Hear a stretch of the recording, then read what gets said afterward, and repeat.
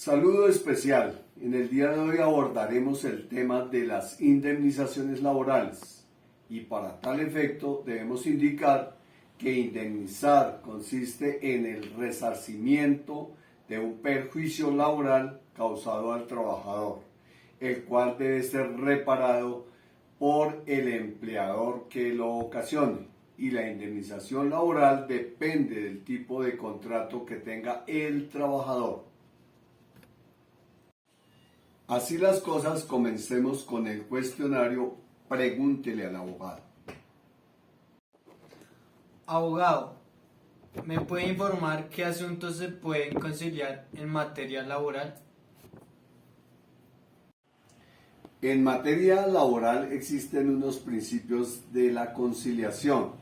Representa una especial característica del derecho laboral y consagra el desarrollo de la autonomía de las partes para celebrar acuerdos sobre los aspectos que son o pueden llegar a ser materia de un conflicto.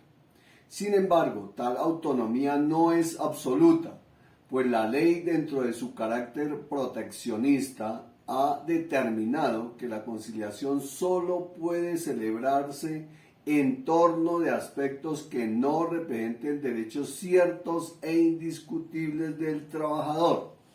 Es decir, estos no son conciliables por su claridad y certidumbre, y porque cualquier conciliación sobre ellos supondría una renuncia por parte del trabajador, renuncia ineficaz, por cuanto va en contra expresa prohibición de la ley que ha revestido los derechos laborales de las características de ser irrenunciables.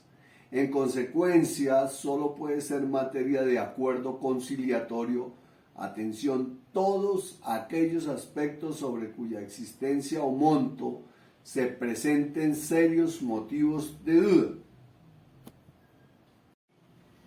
¿En qué consiste la indemnización o sanción moratoria cuando el empleador no consigna las cesantías del trabajador en los respectivos fondos?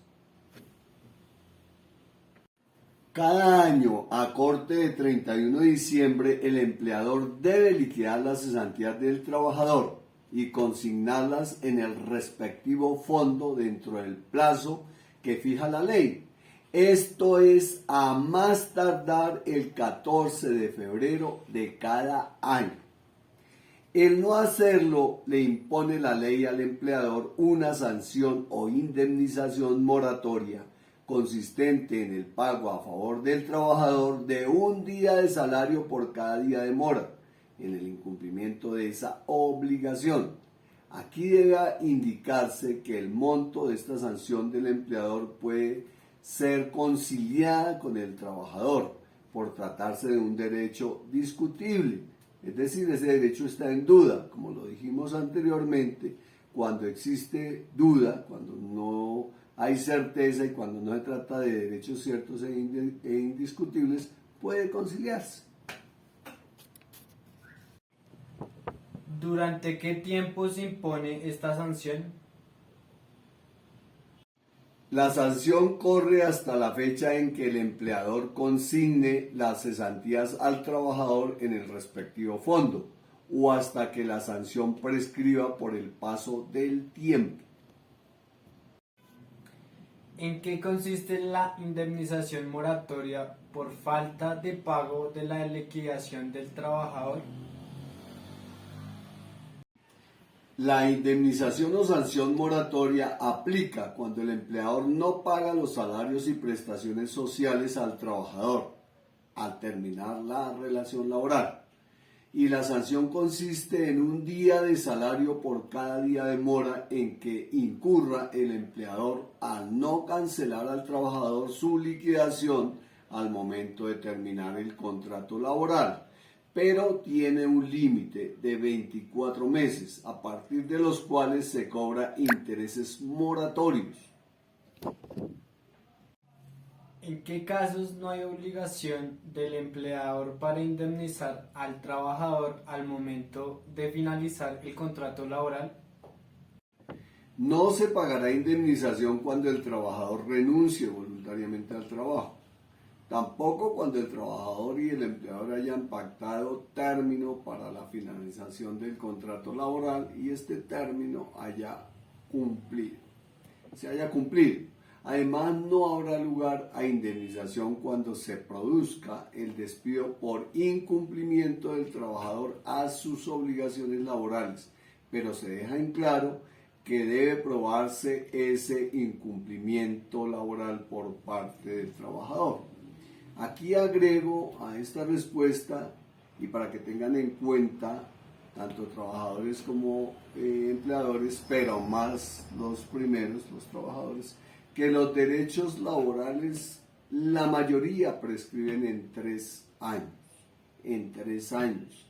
Esto es que el trabajador que se sienta que está despedido sin justa causa o requiera luchar por sus derechos laborales o mejor iniciar una acción contra el empleador, este derecho prescribe en 3 años.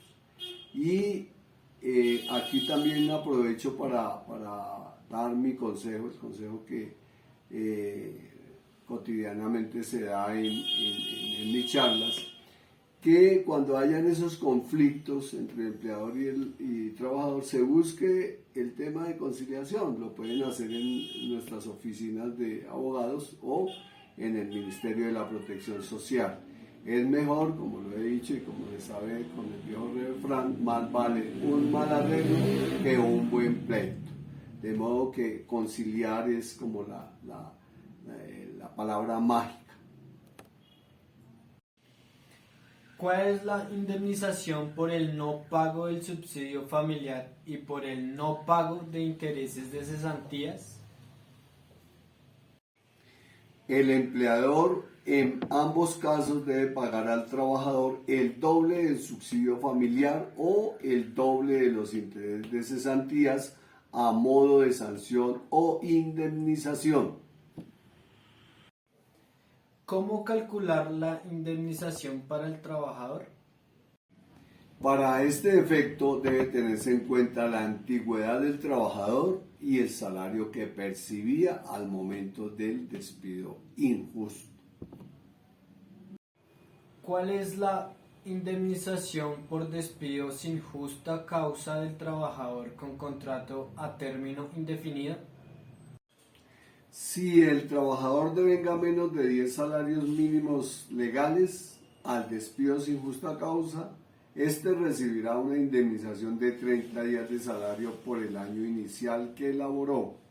Si ha trabajado más de este tiempo, recibirá 20 días de salario por los años adicionales del servicio prestado. ¿Cuál es la indemnización por despido sin justa causa cuando existía contrato por obra o labor? ¿Y cuál la indemnización para contratos de trabajo ocasional? Este tipo de indemnización es similar a la del contrato por término definido. El Código Sustantivo del Trabajo señala que la indemnización se calcula teniendo en cuenta el valor de los salarios correspondientes al tiempo que falta del lapso determinado por la duración de la obra o labor, caso en el cual la indemnización no será inferior a 15 días. En cuanto a la indemnización para contratos de trabajo ocasional, en este caso el trabajo ocasional no puede superar el mes y la indemnización se liquida igual que en el caso del contrato por tiempo definido. ¿En qué consiste la indemnización por un despido ilegal?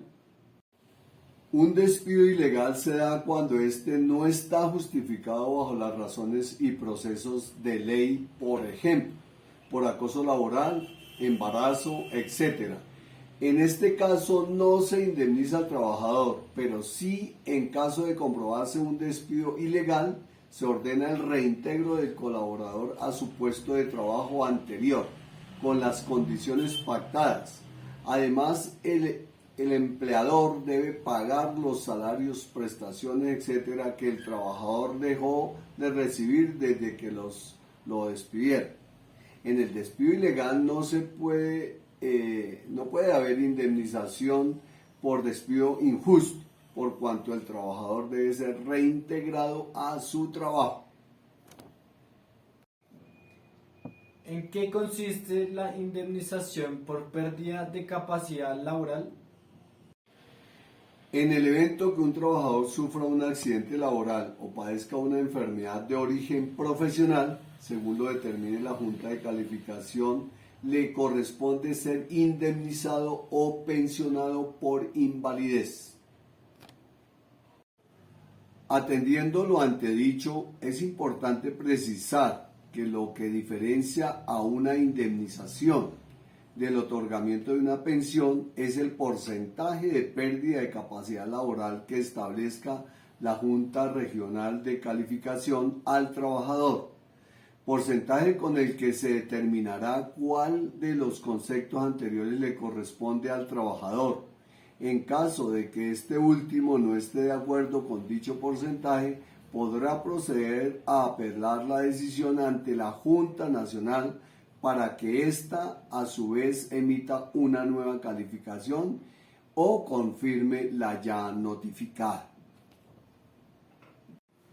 ¿Cuáles son los porcentajes de pérdida de capacidad laboral para determinar si hay lugar a indemnización o pensión?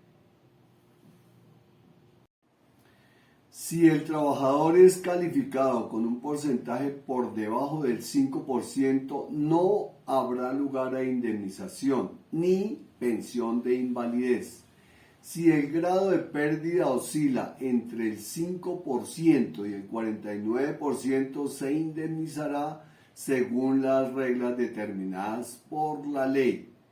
Y cuando la incapacidad sea superior al 50%, y se reúnan los demás requisitos de ley, el trabajador podrá obtener la pensión de invalidez. ¿En qué consiste la indemnización sustitutiva de la pensión de vejez?